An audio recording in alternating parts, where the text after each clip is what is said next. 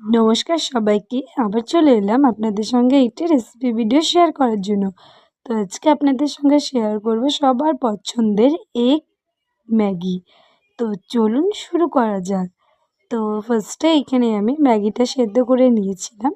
তো তারপর একটা কড়াইয়ের মধ্যে তাতে সাদা তেল গরম করে যে সমস্ত সবজি দিয়েছিলাম, যেমন পেঁয়াজ কুচি, টমেটো কুচি, ক্যাপসিকাম কুচি, মটরশুঁটি, তো এগুলো দিয়ে বেশ কিছুক্ষণ আমি এখন ভাজা ভাজা করে নেব।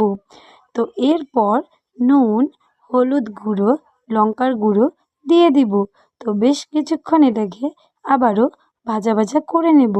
তো তারপর একটা ডিম ফেটিয়ে দিয়ে দেব। তো ডিমের যে কাঁচা গন্ধটা আছে যাতে ভালো মতো হয়ে যায় রান্নাটা, তার জন্য আমি ভালো মতো এটাকে কষিয়ে নেব। তো এরপর সেদ্ধ করে রাখা যে ম্যাগিটা ছিল তো সেটাই এর ওপর দিয়ে দিয়েছি। তো এরপর হালকা করে ভাজা ভাজা করে নেব। তো আমি এটাকে অনবরত নাড়াচাড়া করতে থাকবো যাতে ভালো মতো ফ্রাই হয়ে যায়। তো আমি এখন ভালো মতো এটাকে নাড়াচাড়া করে নিচ্ছি। তো আপনাদের কার কার ম্যাগি খেতে ভালো লাগে তো কমেন্ট করে জানাবেন। তো লাস্টে আমি এখানে দিয়েছিলাম ম্যাগির মশলা।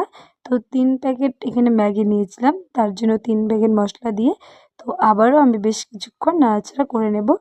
তো এটা একদম কালার না আসা অবধি আমি এটাকে ভালো মতো ফ্রাই করতেই থাকবো।